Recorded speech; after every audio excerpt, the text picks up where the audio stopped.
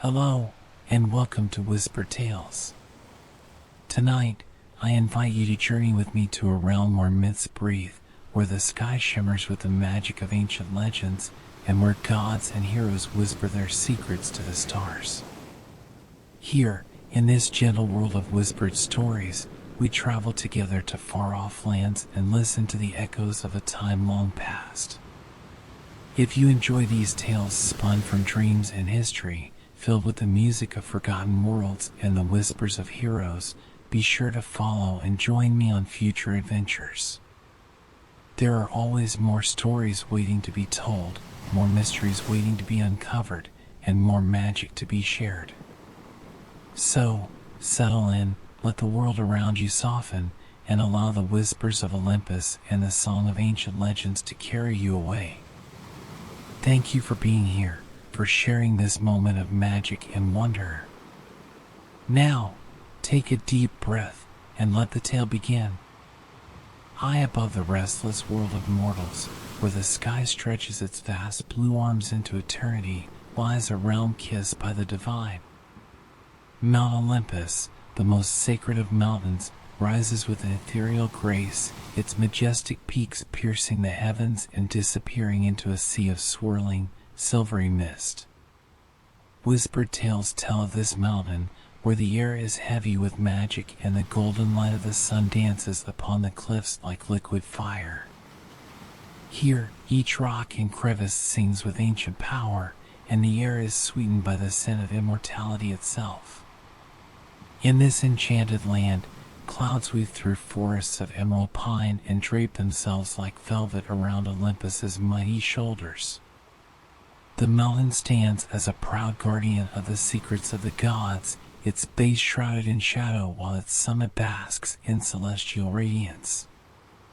As dawn breaks, the first rays of sunlight paint the peaks with hues of rose and gold, and the sky transforms into a canvas where dreams are etched. The winds that whisper through these heights carry melodies older than time, songs sung by the muses and lost to mortal ears. Legends say that Olympus is not just a mountain but a palace, a kingdom in the sky where marble halls glisten like frost under a full moon. The columns, carved from the purest alabaster, hold up ceilings that sparkle with stardust and constellations.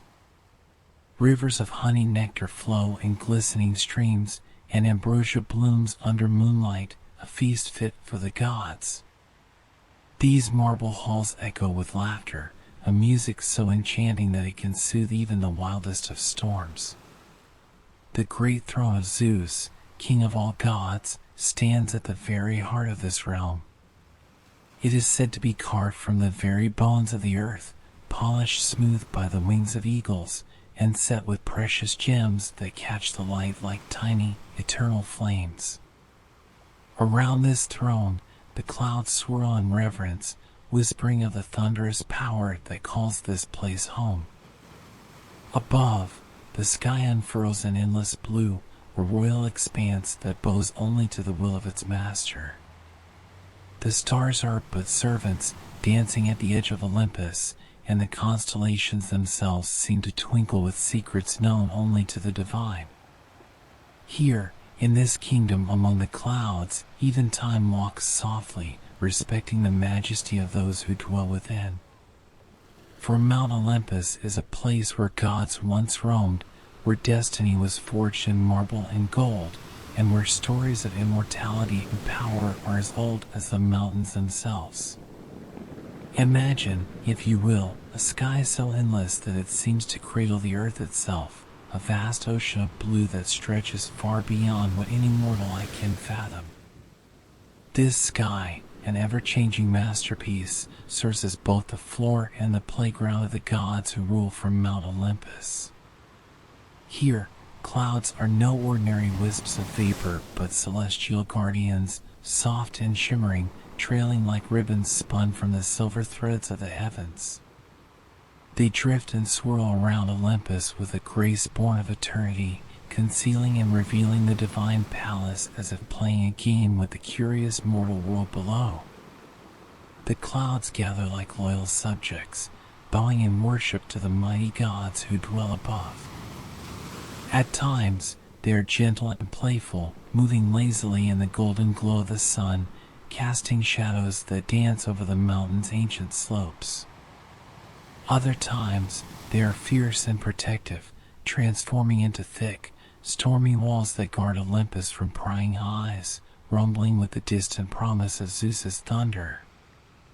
When the gods are pleased, the sky itself seems to sparkle with joy, and beams of sunlight break through the mist like golden swords, illuminating the mountain's glistening marble halls. This kingdom of the gods is no mere dream. It is a realm where the sky is alive, a living, breathing entity that serves as both throne room and battlefield. The very air is infused with power, vibrating with the laughter of immortals and the echoes of divine feasts. The winds carry stories and secrets, trailing in the wake of Hermes, the swift messenger, or spiraling around Aphrodite, the goddess of love, whose beauty makes even the clouds blush pink at sunset. Sometimes, these winds pause for a moment, holding their breath in reverence when Zeus, the mighty king, gazes down from his throne, his eyes the color of storm clouds and his will commanding both lightning and peace. The sky of Olympus is a kingdom unto itself, an ever-watchful sentinel draped in endless shades of blue and silver. It listens to the prayers of mortals carried upward on the breeze, their hopes and dreams scattered like seeds among the stars. And the clouds, ever faithful, drift and swirl, guarding this ethereal paradise where the gods walk among marble paths and dine under the constellations that sparkle like jewels in an eternal crown. In this magical world, nothing is as simple as it seems. The sky is not merely the sky, and the clouds are not mere clouds. They are living pieces of the divine, woven into the very fabric of Olympus's grandeur. And so, this kingdom among the clouds watches over the world, a place where wonder and power blend, where the gods reside, and where the whispers of eternity can still be heard in the rustle of a passing breeze. Long before the sacred halls of Mount Olympus gleamed under the watchful sky, before the laughter of gods filled the air like sweet music, there was a time of darkness and dread. The world was ruled by the mighty Titans, colossal beings of incredible power, who shaped mountains and stirred the seas with but a thought. Their king, Kronos, was the strongest of them all, a figure of immense strength and unwavering authority, whose every footstep sent tremors through the earth and whose voice commanded both the stars and the waves. But even the strongest rulers are not immune to fear, and in Kronos' heart, a seed of terror had been planted. This fear was not born of armies or rival kings, it was a whisper from the shadows of fate itself. One moonless night, as the skies lay silent and dark, Kronos received a prophecy that chilled his immortal soul. It was a warning, a foretelling spun from the fabric of destiny. One day, one of his own children would rise against him, would challenge his power, and would cast him down from his throne, forever ending his reign. This child, born of his own blood, would be the end of his rule and the beginning of a new era. The prophecy clawed at Kronos' mind, relentless and unyielding. His dreams became haunted by visions of his fall, and his waking moments were filled with the gnawing dread of betrayal from within. His pride, once a fortress of unshakable confidence, began to crack under the weight of this future threat. The Titan King, so accustomed to bending the world to his will, found himself powerless against the silent whisper of fate that followed him like a shadow. And so, in his fear, he grew cruel and desperate. Determined to defy destiny and cling to his throne, Kronos made a decision so horrifying, so filled with cold calculation, that the very earth trembled at his resolve. Each time his wife, the gentle and nurturing Titaness Rhea, bore him a child, Kronos would seize the infant in his immense hands his eyes hard with the terror of losing what he held most dear. With no hesitation and no remorse, he would swallow each newborn whole, imprisoning their young and divine souls within his own body, believing that by doing so, he had secured his dominion for eternity. The Titan King's fear drove him to commit acts that twisted love into loss and hope into despair. Rhea, his wife, was forced to watch as one by one her children were taken from her, their cries silenced by the hunger of a father who feared them more than he loved them. Her heart broke a little more with each loss, her sorrow like a river carving deep and aching canyons in her soul. Yet, through her tears, Rhea began to dream of a different future, one where her children might be free, and one among them might indeed fulfill the prophecy. A spark of defiance glowed in her eyes, a fragile flame of hope kindled in the face of her husband's terrifying power. For though Kronos was a king and a titan of unmatched strength, even the mightiest of beings cannot escape the will of destiny. The shadows of fear never truly left Kronos, twisting his once mighty heart into a fortress of suspicion and ruthlessness. His love for power had long eclipsed any fatherly affection, and the prophecy's dark promise wrapped around him like a strangling vine. The idea that his own offspring could one day rise to unseat him was a torment he could not bear. And so, he turned his fear into an unspeakable act, a ritual born of desperation and paranoia. Each time his wife, the gentle Rhea, gave birth, the Titan King's eyes would gleam with a chilling resolve. He would sweep into the chamber where his newborn child lay, his footsteps heavy with the weight of the fate he was determined to escape. His colossal hand would reach for the infant, the future hero or heroine prophesied to overthrow him, and he would carry the helpless child to his lips. With no moment of hesitation, Kronos would open his jaws, the darkness of his mouth swallowing the light of innocence, and he would consume the child whole. The divine spark of his offspring, meant to grow and flourish, would instead be trapped within him, forever caged in the belly of a father driven mad by fear. Hestia, the goddess of hearth and home, was the first to be swallowed. Her warmth and light, meant to comfort the world, were lost in the cold abyss of Kronos' greed. Next was Demeter, the goddess of the harvest, whose power to make the earth bloom was smothered before it could ever be realized. Then came Hera, the queenly goddess whose wisdom and majesty would be silenced.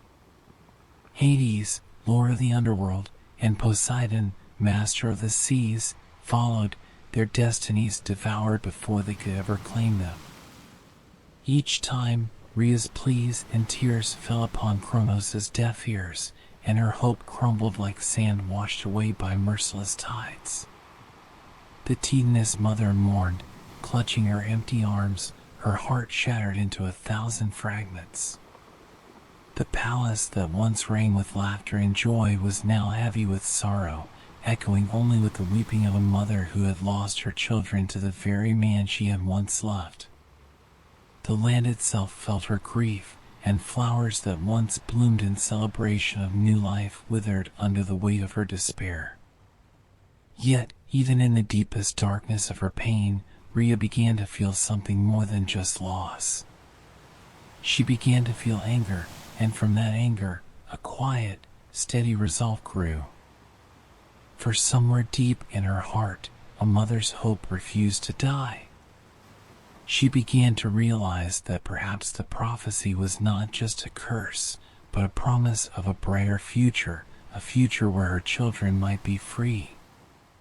And so, as Kronos swallowed child after child, sealing his fate with every greedy act, Rhea's sorrow was slowly transformed into a determination as ancient and strong as the earth itself. A plan began to form, a plan to protect her next child, the one who would defy fate and perhaps fulfill the very prophecy that Kronos feared most. The Titan King may have swallowed his children, but destiny cannot be devoured, and Rhea's love for her unborn son, a child she would name Zeus, became the foundation of a story that would shake the heavens and echo through eternity. The sky above Crete shimmered with a peculiar kind of magic on the night Zeus was born. The stars seemed to gather closer, leaning in as if to witness the birth of a child whose destiny was written in the very fabric of the universe. Rhea, the Titaness mother, had fled from the clutches of her merciless husband, seeking refuge in a hidden, sacred grove nestled deep within the island. Here, beneath the ancient boughs of towering oak trees, the earth cradled her gently, offering solace to a mother who had suffered far too long. The grove was alive with the whispers of nature. The wind rustled through the leaves, carrying secrets from the mountains to the sea, and the moon hung low in the sky, casting a silver glow upon the world. It was as if all of creation held its breath, awaiting the arrival of the child who would one day change the fate of gods and men alike. And then, with a cry that rang out like the first clap of thunder, Zeus came into the world. His newborn wail echoed through the grove, powerful and commanding, a sign of the greatness he was destined to achieve. Rhea held her son close, her tears falling like pearls onto his soft cheeks.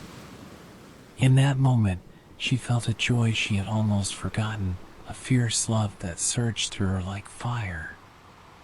Zeus's eyes, bright and full of life, seemed to glimmer with a spark that promised storms and strength, a divine energy that no darkness could ever extinguish.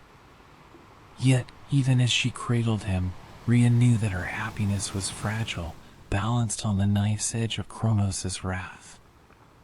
She had to act swiftly, for the Titan King's paranoia knew no bounds, and he would soon come to take this child as he had taken the others. But Rhea was ready. She had woven a plan with the careful patience of a mother desperate to protect her child. Taking a large, cold stone from the earth, she wrapped it lovingly in soft swaddling cloth, making it look like a newborn babe. Her hands shook with a mixture of grief and determination, for she knew the fate of this false child, but she steeled herself with the knowledge that this act was the only way to save her true son. In the quiet of the grove, she whispered blessings over Zeus, asking the earth and the stars to keep him safe. With one final, sorrowful glance, she entrusted her precious child to the care of the sacred nymphs and the great she-goat, Amalthea, whose milk would nourish him and whose watchful eye would guard him from harm. Zeus, the child of prophecy, would grow strong in secret, his laughter echoing through the hills of Crete, while the heavens awaited the storm he would one day bring. Rhea wrapped the stone with trembling hands, her heart heavy with both fear and hope. She carried the decoy child to Kronos' throne, her footsteps echoing in the vast halls of the Titan King's palace. Kronos, with eyes wild from sleepless nights filled with nightmares of his downfall, took the swaddled stone without a second thought. In his blind terror, he swallowed it whole, never realizing that he had been deceived, that the true child, Zeus, was hidden far away, destined to grow and fulfill the prophecy he so desperately sought to escape. And so, in the shadows of Crete's wild forests, under a sky that seemed to twinkle with knowing stars, the young god Zeus began his journey, cradled by the earth, shielded by love, and awaited by a destiny that would one day shake the very pillars of the world. Rhea's heart raced with both terror and resolve as she approached the mighty halls of her husband, Kronos. The great Titan King sat upon his cold, iron throne, his eyes glinting with the unease of a ruler who had spent too many nights haunted by dreams of his own demise. The shadows in the chambers seemed to flicker and dance with a sinister life of their own, and the air was heavy with a silence that clung to every stone like a ghostly shroud. Kronos' gaze fell upon Rhea as she entered, cradling the swaddled bundle in her arms, and he leaned forward with an expression that was both hungry and wary. In her arms lay the cleverly disguised stone, wrapped in soft cloth to mimic the delicate form of a newborn child. Rhea's fingers clutched the bundle tightly, her knuckles white with the strain of holding back her tears. She could feel the weight of every heartbreak she had suffered, the crushing grief of losing her other children, each memory a dagger in her heart. But beneath that sorrow burned a fire of defiance. This time, she would not allow her child to be swallowed into darkness. This time, she had outwitted the monster who called himself her husband. Rhea approached Kronos, her face a perfect mask of grief and resignation. Her eyes, though brimming with unshed tears, did not waver as she lifted the bundle toward him. The Titan King's mouth twisted into a grimace, his immense hands reaching out with an eagerness that sent shivers down her spine. He took the bundle from her arms, his grip as unyielding as stone, and Rhea's breath caught in her throat. For a moment, she feared that somehow he would see through her deception, that the prophecy would unravel all her hopes in an instant. But Kronos, blinded by his own terror, did not suspect a thing. With a guttural, triumphant growl, he tore away the cloth and, without hesitation, swallowed the stone whole. The heavy lump slid down his throat and into the abyss of his being, and Kronos let out a deep, relieved sigh, believing that he had once again thwarted fate. The sound echoed through the chamber, cold and empty, as if mocking the monstrous act he had just committed. He did not know that he had been tricked, that he had swallowed a lifeless stone instead of his sixth child, and that destiny had slipped through his grasp like sand through his fingers. Rhea stood still, her heart pounding so loudly that she feared it would give her away. But Kronos, now convinced that he had maintained his dominion over the future, paid her no further mind. He settled back onto his throne, the shadows around him curling in dark contentment, and the tension in the room seemed to lessen. Rhea bowed her head, masking the relief that threatened to flood her eyes. She had done it.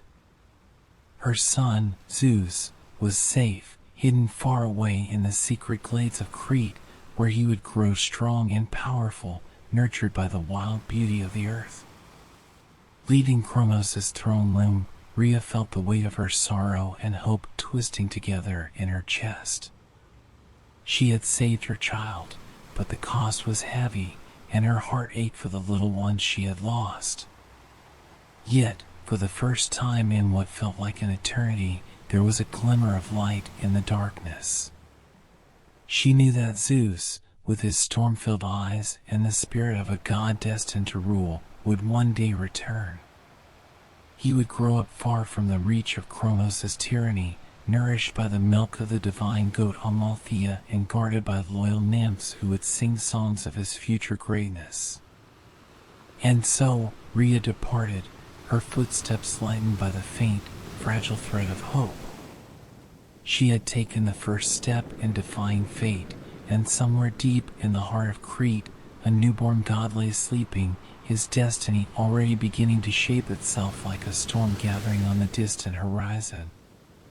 The winds whispered his name, Zeus, the child who would one day rise to challenge the very heavens and bring the reign of the Titans to an end.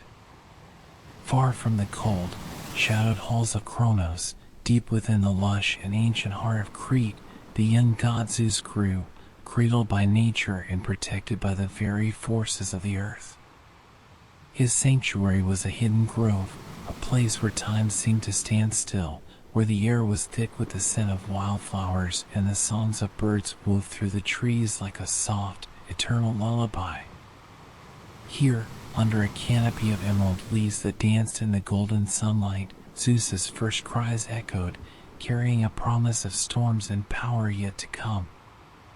The earth itself seemed to rejoice at his presence, for it knew that this child was different. The winds rustled gently through the trees, whispering his name with the reverence of 1,000 ancient spirits. The mighty oaks bent low, their branches brushing the ground in respect, while wild animals approached his cradle, sensing the divine energy that pulsed from him like a hidden heartbeat. Zeus's laughter, bright and innocent, rang through the glade, filling it with a joy that had been missing for far too long. Zeus was nurtured by the great she-goat, Amalthea, whose milk was said to be richer and more potent than the nectar of the gods. Amalthea watched over the infant god with a gentle protectiveness, her coat shimmering in the light as if dusted with stars. She provided strength and nourishment, her horns curving like crescents of moonlight, while her eyes, wise and kind, seemed to know that this small being would one day change the course of history. Zeus would pull at her fur, giggling, and Amalthea would nuzzle him, her warm breath wrapping around him like a mother's embrace.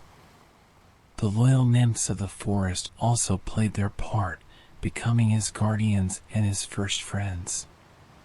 They wove garlands of wildflowers to crown his golden curls and sang lullabies that told of ancient legends and future glory. They danced around him, their laughter like the tinkling of bells, and their voices carried songs so sweet that even the stars seemed to lean closer to listen. They hid him from the watchful eyes of Kronos, creating illusions with their magic, making sure that the god who had swallowed Zeus's siblings would never suspect that the child who would one day bring him down was growing stronger with each passing day. As Zeus grew, his divine nature began to reveal itself in wondrous and unpredictable ways. Storm clouds would gather when he cried, and tiny sparks of lightning would crackle around his small, chubby fingers, lighting up the grove with flashes of raw, untamed power. When he laughed, the skies would clear, and a rainbow would arch across the heavens, a testament to the joy that this child brought into the world. The nymphs would watch in awe, whispering among themselves that this child was indeed special, chosen, and destined for greatness. And so, Zeus grew, protected by the wild beauty of Crete and nourished by the love of those who believed in his future. His spirit was shaped by the strength of the mountains, the freedom of the wind, and the wisdom of the earth itself. He played among the trees, learned the songs of the rivers, and chased the starlight that filtered through the branches. Yet, even in this idyllic sanctuary, the shadow of his destiny loomed ever closer. For Zeus was not meant to remain hidden forever. The storm that brewed within him would one day be unleashed, and the world, from the highest peak of Olympus to the deepest chasm of the underworld, would feel the force of a god coming into his power. The child, now growing strong and fearless, was only beginning to understand the greatness that lay within him. But in the heart of that sacred grove, under the watchful eye of Amalthea and the loving care of the forest nymphs, Zeus's story was still being written. And the winds whispered a secret, one that only the stars seemed to know, that one day this child would rise, the breaker of chains and the bringer of storms, the king of gods whose name would echo through eternity. In the sacred grove on Crete, where the air hummed with ancient magic and the ground pulsed with the heartbeat of the world, the great she-goat Amalthea watched over the infant Zeus. Amalthea was no ordinary creature. Her horns glistened like silver crescents, and her coat shimmered as if each hair were spun from stardust. Her eyes, deep and kind, held the wisdom of ages, and she knew her purpose was divine, to nourish and protect this young god, this child who carried the future of both gods and mortals within his small but mighty frame. With the gentle grace of a celestial guardian, Amalthea nursed Zeus, her milk rich with the essence of the earth itself, infusing him with strength beyond measure. Each drop was a gift, a blessing that made him grow not just in size but in power, weaving the raw energy of the universe into his very bones. Amalthea's presence was a source of comfort and warmth, a maternal figure who shielded him from the harshness of the world that awaited beyond the grove's protective embrace. She would nuzzle him softly, her breath sweet with the fragrance of wild herbs, and Zeus would giggle, his laughter bright enough to make the leaves above shimmer in delight. As Zeus thrived, the forest nymphs, graceful spirits of the woods, became his playful guardians and beloved companions. They would encircle him with dances that mirrored the gentle sway of the trees, their feet barely touching the ground, leaving trails of silver dust in their wake. These nymphs, with hair like woven sunbeams and eyes sparkling with mischief, sang lullabies to Zeus in voices so pure that even the stars seemed to listen, leaning closer to the earth to hear the melodies of the hidden godchild. They wove him garlands of wildflowers, crowning his golden curls, and taught him the ancient secrets of the forest, how the rivers whispered, how the trees dreamed, and how the wind carried stories from the farthest corners of the world. Yet, even in his infancy, the signs of Zeus's divine power could not be hidden. When he grew restless, storm clouds would gather in the sky, dark and rumbling, as if echoing the storm that lay dormant within him. Small sparks of lightning would dance at his fingertips, crackling with a fierce, untamed energy. The nymphs would watch in awe, whispering to one another that this child was not like any other, for he was born of thunder and destined for greatness. When he laughed, the skies would clear, and beams of sunlight would break through the clouds, turning the grove into a realm of golden warmth. Rainbows would arch across the heavens, gifts of color and light that spoke of the joy he brought to this sacred place. The animals of the forest, too, were drawn to Zeus's radiance. Deer with eyes like polished amber, birds with plumage that shimmered like precious gems, and even the shyest of woodland creatures would come to bask in the gentle presence of this divine child.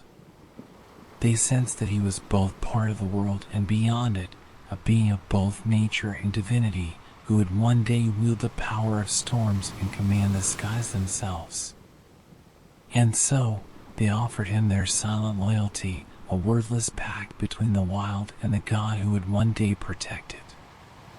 Amalthea and the nymphs knew that their time with Zeus was precious, for they were only guardians of his early years. They sheltered him, nurtured him, and kept him hidden from the gaze of his father, Kronos, who believed he had swallowed all threats to his throne. But they also knew that one day, this young god would have to leave the safety of Crete's forests, that he would have to rise and fulfill the destiny that had been whispered about since the moment he was born. And so, as Zeus grew, the love and care of Amalthea and the nymphs wrapped around him like a shield, a blessing of nature and spirit that would stay with him long after he had left the sanctuary of the grove. They prepared him, in their own way, for the battles to come, and even though the future held both darkness and triumph, they knew that their little Stormbringer was destined to change the world. The grove remained alive with their whispers, their laughter, and the first echoes of a legend that would shake the very pillars of heaven. The years passed swiftly, and the sacred grove that had sheltered young Zeus became a memory etched into the very soul of the island of Crete. The wild forests, once filled with the innocent laughter of the child who would one day be king, whispered of a time when God had run among their trees, hidden yet destined for greatness. Zeus, now grown, no longer a mere child but a formidable young god, knew that his time in the embrace of nature was drawing to a close. His heart, strong and resolute, beat with the rhythm of thunder, and the power of storms coursed through his veins. The prophecy awaited, and the shadow of Kronos' tyranny loomed ever closer, demanding to be challenged. The nymphs who had raised him wept as he prepared to leave, their sorrow mingled with pride.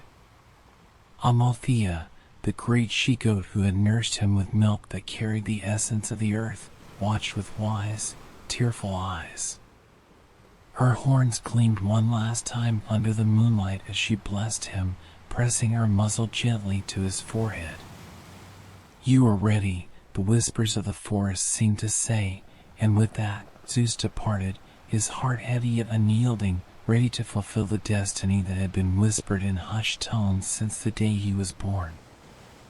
Zeus made his way to the great Mount Olympus, where the very air shimmered with divine power and the sky above seemed to hold its breath. Each step he took echoed with a sense of inevitability, a prophecy coming to life. The mountain, majestic and eternal, stood as both his challenge and his inheritance. The path was steep, winding through clouds thick with mist and wonder, but Zeus was undaunted. His eyes, stormy and determined, gleamed with the fire of a god who knew that the throne of his tyrant father awaited him at the summit. As he ascended, the winds around him began to shift, dancing with anticipation, for they knew who he was. They recognized the son of Kronos, the god who carried the power of storms within him. Zeus had spent his youth mastering the elements, playing with lightning as a mortal child would toy with sticks and stones. Now, that power was his weapon, an extension of his will, crackling around him with an almost sentient awareness. The closer he drew to Olympus, the more the skies seemed to react, growing darker, heavier, as if even the heavens felt the tension of his approach. Finally, Zeus reached the gates of Olympus, those towering golden doors that guarded the realm of the gods. The clouds parted before him, rolling back like waves at the command of the sea, and the entire mountain seemed to bow to his presence. The sky above was alive with restless energy, the winds whispering his name, Zeus, Zeus, the Stormbringer.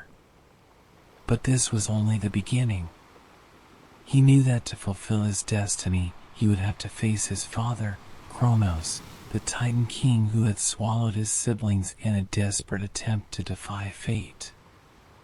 Zeus's heart pounded, a steady drumbeat of courage, as he stood before the place where the future would be decided. He could almost feel the souls of his trapped siblings, Hestia, Demeter, Hera, Hades, and Poseidon, calling out to him from within the dark prison of their father's belly, yearning for freedom. Their silent cries echoed through his soul, and he clenched his fists, summoning the storms he had grown to command. This was his moment, the first step of a journey that would lead him into battle, into the very heart of the prophecy that had ruled his life since the day he was born. Olympus awaited its new ruler, and Zeus, with the fire of a god and the strength of the earth that had nurtured him, was ready to claim his destiny. He had left the safety of the grove behind, but he carried with him the love of those who had raised him, the wild power of the storms he commanded, and the unbreakable resolve of a god who would change the world. The mountain trembled in anticipation, and the skies whispered, for they knew that a storm was about to break, one that would reshape the heavens and earth forever. Standing before the gates of Olympus, Zeus took a deep breath, feeling the energy of the mountain surge through him. The winds that had carried whispers of his destiny now howled in anticipation, swirling around his form, tugging at his hair and crackling with the electricity of a coming storm. He was no longer the helpless infant hidden away in the forests of Crete, nor the playful child giggling under the watchful eyes of Amalthea. He was a god, powerful and resolute, ready to confront the force that had kept the world under a shadow of fear for too long. It was time to face his father, Kronos, the Titan king. Zeus pushed open the golden gates with a strength that seemed to reverberate through the very bones of the mountain. As he stepped into the great hall of the Titans, the air grew heavy with the weight of ages past. The palace of Kronos was vast and shadowed, filled with echoes of a bygone era, where every stone whispered tales of conquest and dread. At the far end of the hall sat Kronos himself, his throne hewn from jagged black rock, his eyes dark and restless. He was a king wrapped in an aura of ancient power, a figure whose very presence seemed to warp the air around him, like a storm waiting to unleash its fury. Kronos' gaze fell upon Zeus, and for a moment the Titan king faltered. There, before him, stood his son, no longer a threat trapped within a prophecy, but a living, breathing god, radiating a strength that could not be denied. Zeus's eyes, the color of storm-laden clouds, met his father's with an intensity that made the shadows seem to shrink away. Kronos' lips curled into a snarl, his pride and fear battling for dominance within him. This was the child he had sought to destroy, the child who had defied him, and yet here he stood, unbroken and defiant. Zeus stepped forward, and with each stride, the ground seemed to quake, as if the mountain itself recognized its true master. "Kronos," he called, his voice echoing like a roll of thunder, "your reign of terror ends today. The prophecy you tried to escape has come to pass, and I am here to free my brothers and sisters, to end your rule, and to restore balance to the world." The challenge hung heavy in the air, and Kronos' face twisted in rage. The Titan king rose from his throne, his massive form towering over the hall.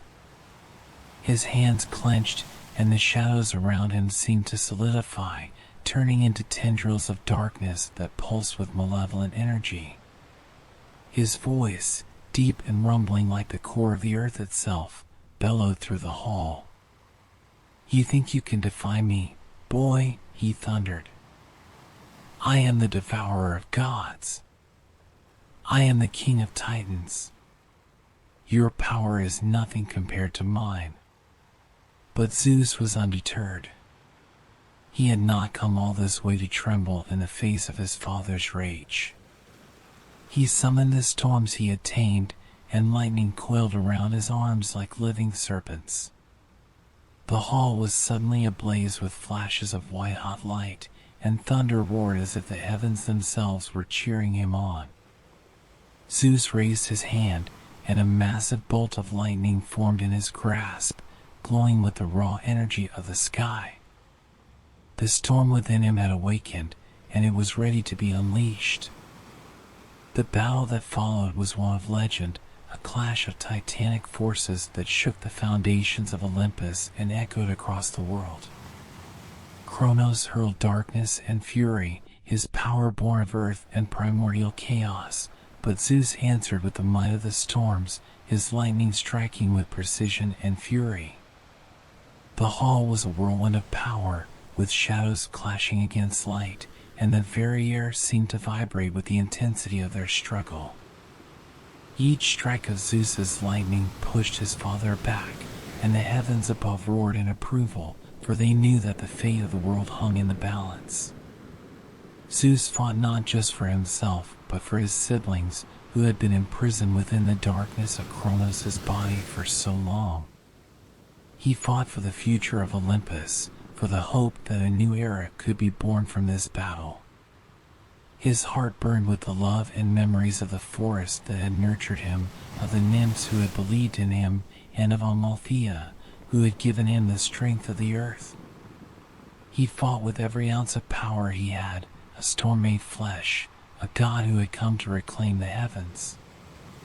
And so, with each clash and each strike, Zeus pushed forward, unyielding, determined.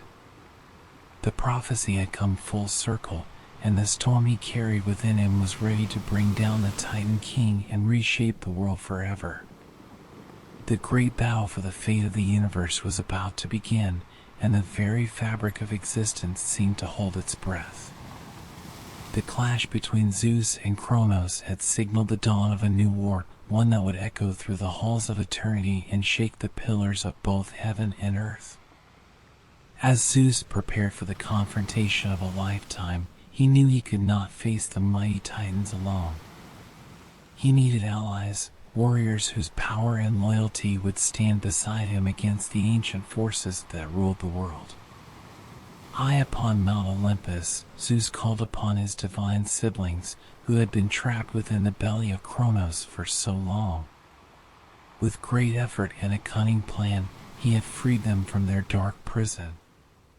Hestia, the goddess of the hearth, emerged with warmth and light in her eyes, her presence a gentle yet powerful force that promised to ignite the spirits of those who fought for a new era.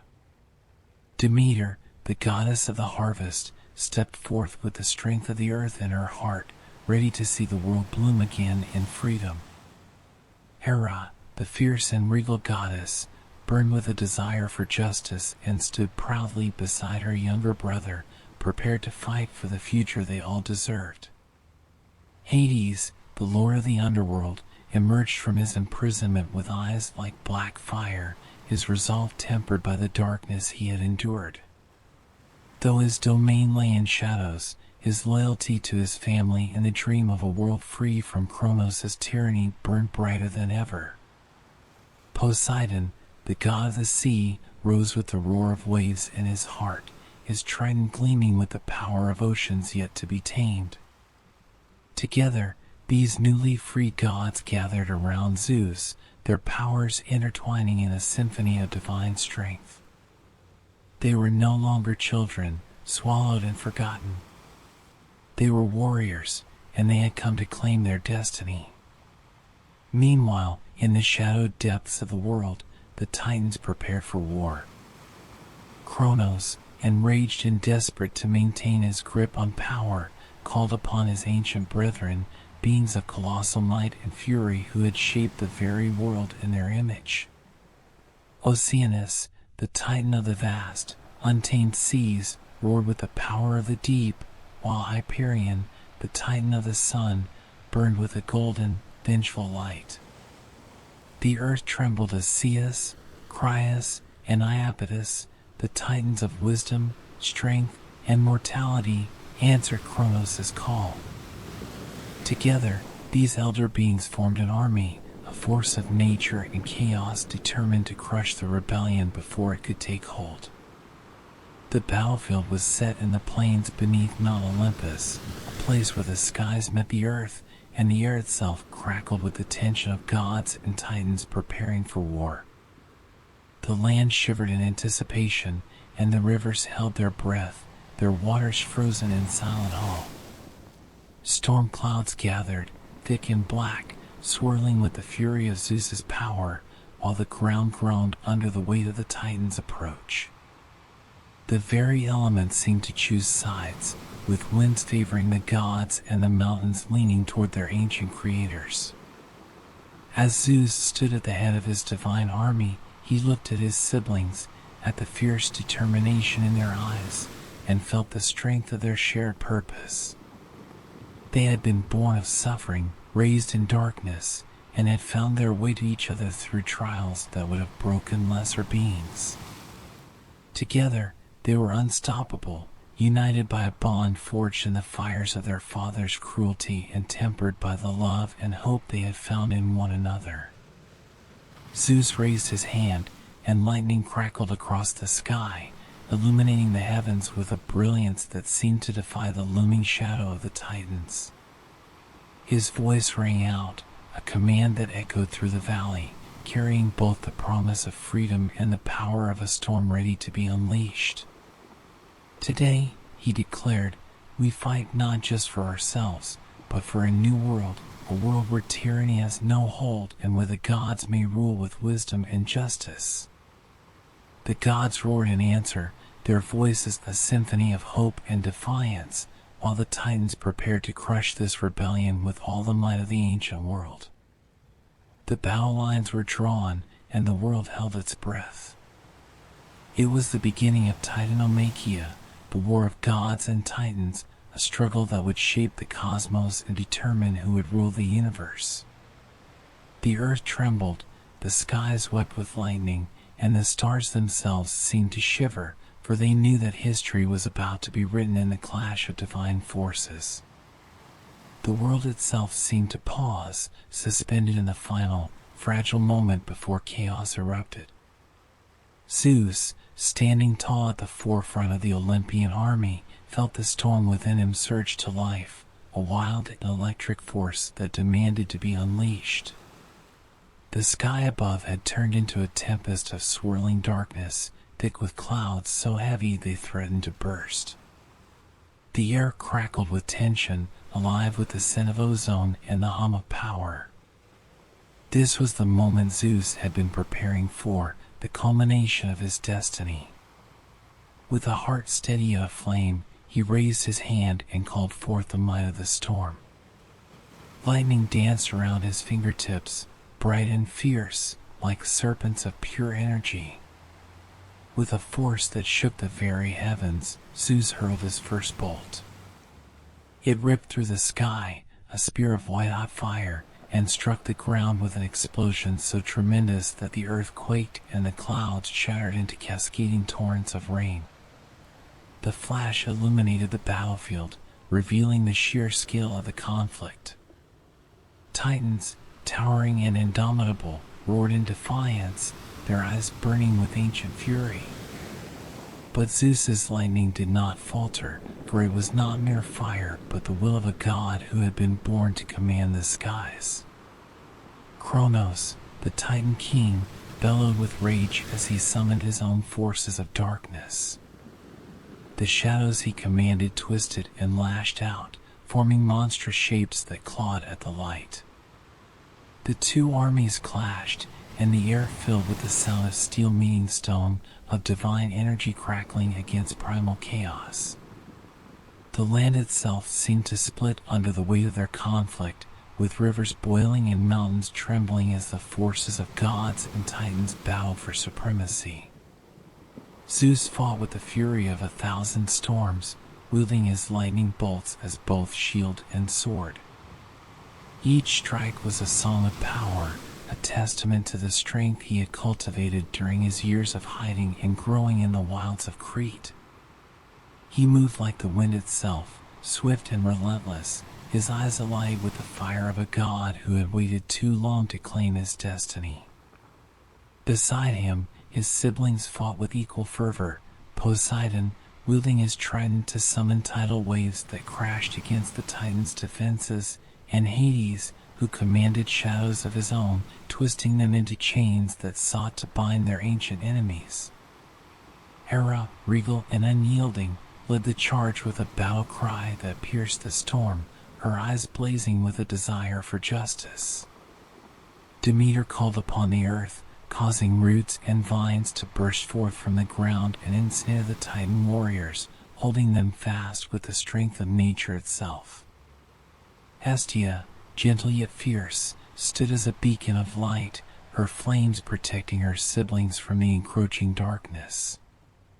Together, they fought as one, their powers harmonizing in a beautiful and deadly dance, the unity of gods determined to end the reign of the Titans. But Kronos was not easily defeated. The Titan king roared, his voice shaking the heavens, and struck back with the fury of the ancient world. His fists, massive and unrelenting, pounded the earth, creating shockwaves that toppled trees and cracked stone. He hurled boulders that shattered mountains and called forth storms of his own, dark and violent, made from the primal chaos that had birthed the universe. Yet, even as the battle raged on, Zeus refused to yield. His heart thundered with the strength of every lesson he had learned, every hardship he had endured. He was the storm, and the storm was him. Zeus gathered his energy, feeling the lightning coil around his body, building until it was almost too much to contain. With a cry that echoed to the farthest corners of existence, he unleashed his mightiest strike yet. The bolt of lightning he hurled blazed like a second sun, splitting the sky in two and striking Kronos with such force that the Titan king stumbled, his grip on power faltering for the first time. The ground beneath Kronos cracked, and the shadows he commanded shrieked in pain, retreating from the light that Zeus wielded. The battle continued, each side refusing to give in, but the tide was beginning to turn. Zeus's resolve, forged in the fires of his mother's love and the wisdom of the earth, burned brighter than ever. The world watched in awe, knowing that this was a war unlike any other, a clash of beings who commanded the elements and defied the stars. And though the outcome was still uncertain, one thing was clear: Zeus, the Stormbringer, was a force of nature, a god who had come to claim not just victory but a new dawn for the gods of Olympus. The battle raged on with a fury that seemed to consume the very fabric of the world. Mountains crumbled under the weight of divine strikes, rivers boiled with the heat of unleashed energy, and the skies remained locked in a stormy embrace, echoing with the roars of both titans and gods. Yet, amid the chaos, something had begun to shift, a crack in the seemingly indestructible armor of the Titan King, Kronos. The unyielding force that had ruled over existence with an iron grip was faltering, and Zeus could feel it, like the first rays of dawn piercing the darkness of a long, harrowing night. Kronos, the great devourer of his own children, the king who had sought to defy fate, stumbled under the relentless assault of Zeus and his divine siblings.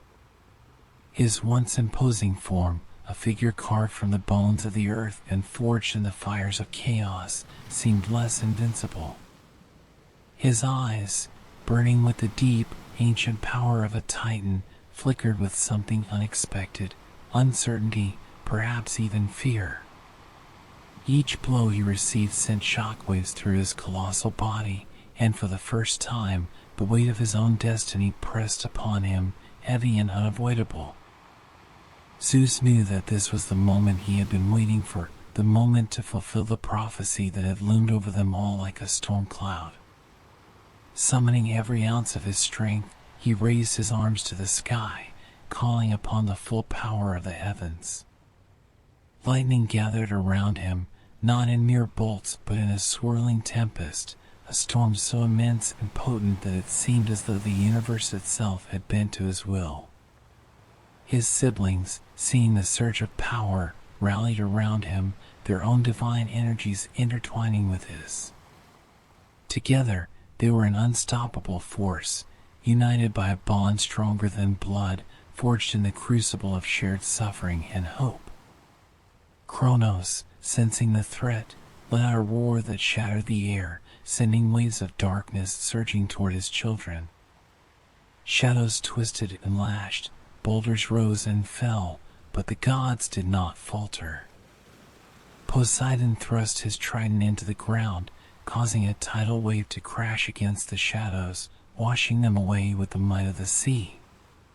Hades summoned the power of the underworld, chains of black fire wrapping around Kronos' limbs, pulling him down, slowing his movements. Hera, Demeter, and Hestia stood side by side, their combined light blazing like a shield, protecting Zeus as he prepared to deliver the final blow. Zeus took a step forward, his heart pounding with the rhythm of thunder. He could feel the pulse of the world, the beating heart of the storm that lived within him, and he knew that this was not just about victory but about bringing an era of darkness to an end. With a voice that echoed through the heavens and the underworld alike, he declared, "Kronos, your reign is over. The age of fear and tyranny ends today." And with that, he unleashed his mightiest strike. The storm he had called upon erupted from his hands, a cascade of lightning so blinding that it turned night into day. The bolt struck Kronos with the force of 1,000 tempests, piercing the Titan King's chest and shattering his power. Kronos let out a final, earth-shaking roar as the shadows around him dissipated, breaking apart like smoke in the wind. His immense form trembled, crumbled, and finally fell, crashing to the ground with a thunderous impact that echoed through the universe. The Titans, witnessing the fall of their great king, wavered and faltered, their resolve crumbling alongside him. The earth itself seemed to sigh, releasing the tension that had held it captive for so long. Zeus, his body crackling with the remnants of the storm, stood victorious, his heart heavy but triumphant. Kronos, the devourer, was defeated, and the prophecy had been fulfilled. Yet, this victory was not one of mere conquest, it was a victory of hope, a testament to the strength of love, unity, and the unbreakable will of those who had suffered and risen together. The world was changed. The reign of the Titans had ended, and a new age had begun, an age of gods, an age of Olympus, an age where the sky belonged to Zeus, the Stormbringer, the king who had reclaimed the heavens.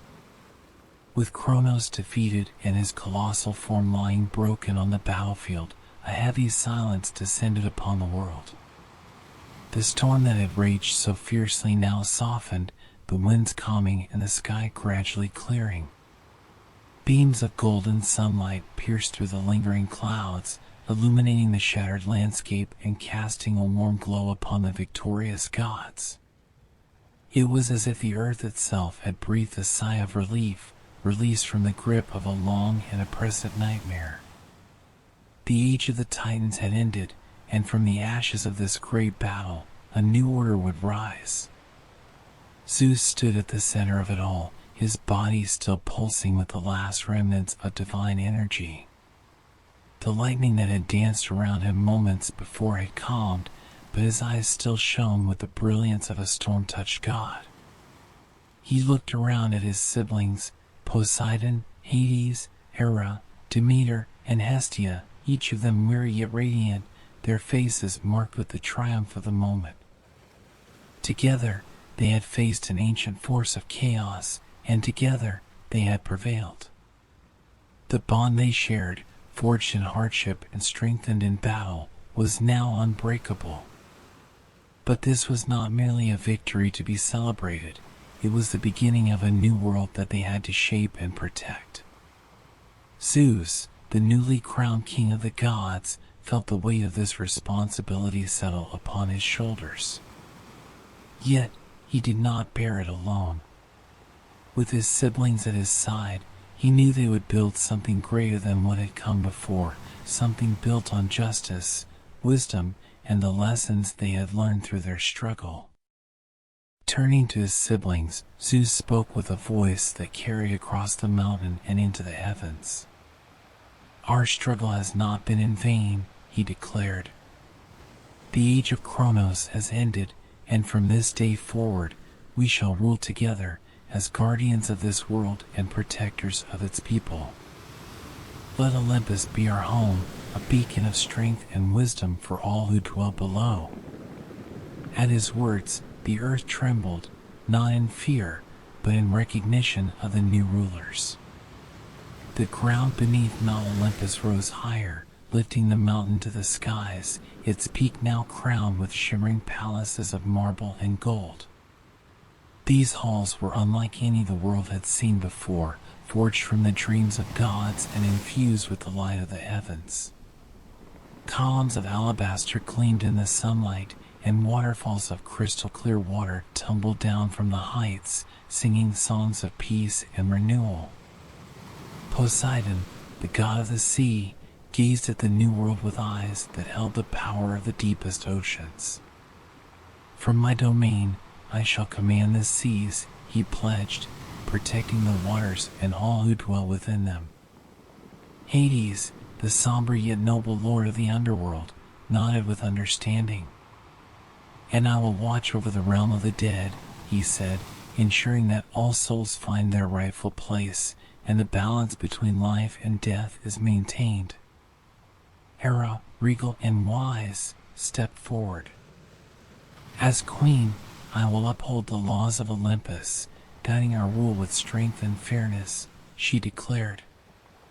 Demeter, with the warmth of life in her eyes, promised to tend to the earth, bringing forth harvests and making the world bloom in abundance. Hestia, the gentle guardian of the hearth, vowed to keep the fires of home burning, a symbol of warmth, family, and peace.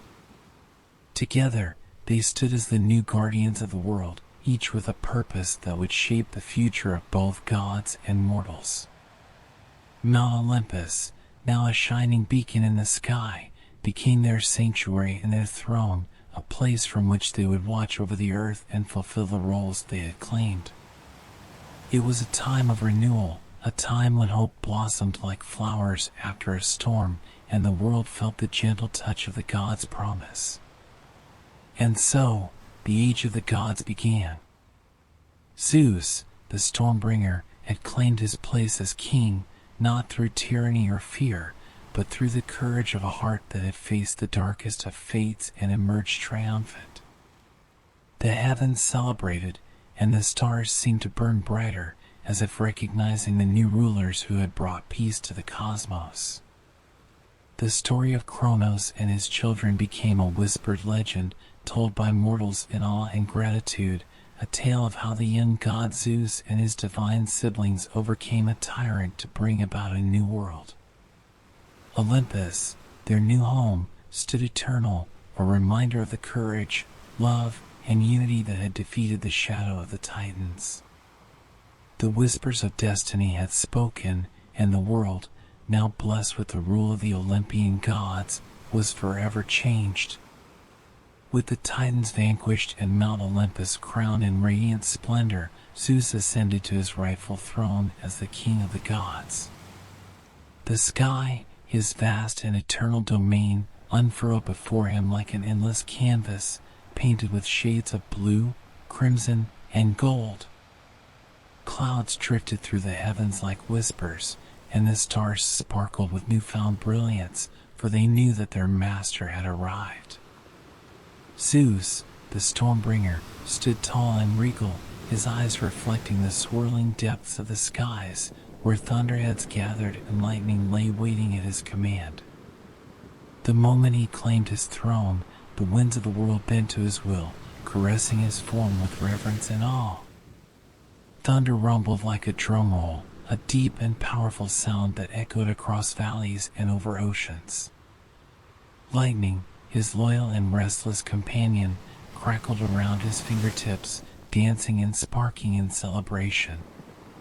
Zeus had become the living embodiment of the sky's strength and fury, a god whose power was as boundless and unpredictable as the storm itself. As he sat upon his throne, made from the very bones of the heavens and inlaid with precious stones that glimmered like trapped constellations, he looked out over his new kingdom. Below, the mortal world stretched wide and varied, with rolling fields, rugged mountains, and endless seas. Mortals went about their lives, blissfully unaware of the cosmic battle that had just been fought, yet they could feel the change in the air. A gentle breeze swept through villages, rustling the leaves of ancient oaks, carrying with it the sense of renewal and hope. Zeus's reign had begun, and even the smallest creatures could feel the difference. Yet, with the power of the sky came the heavy burden of responsibility. Zeus knew that to be a true king, he must rule not through fear, but with wisdom and balance. The heavens had entrusted him with their might, but he understood that storms, though mighty, could bring both life-giving rain and destructive floods. He would need to wield his power with care, ensuring that the world beneath his sky flourished, rather than withered. The lessons of the past, of his father Kronos' tyranny and the dark years of suffering, were engraved in his heart, guiding him to be a ruler worthy of his throne. The other gods gathered around him, their loyalty to their new king unwavering. Poseidon stood with the strength of the oceans in his eyes, Hades with the shadows of the underworld at his back. Hera, radiant and resolute, sat beside Zeus as his queen, her wisdom and strength a beacon for all who looked to Olympus for guidance. Demeter, Hestia, and the other gods took their places, each embodying their domains with grace and power, ready to bring harmony to both Olympus and the world below. From his throne in the clouds, Zeus looked upon his siblings and felt a surge of pride. They had survived trials that would have broken even the strongest of beings, and now they stood united, the new rulers of a world that had once been shrouded in darkness. But more than anything, he felt gratitude for the love that had brought them here, the love of a mother who had defied a tyrant, the love of siblings who had fought side by side, and the love of a world that had waited for a better age. Raising his hand, Zeus summoned a final, gentle bolt of lightning that danced across the sky, a declaration that the storm had passed and a new dawn had arrived.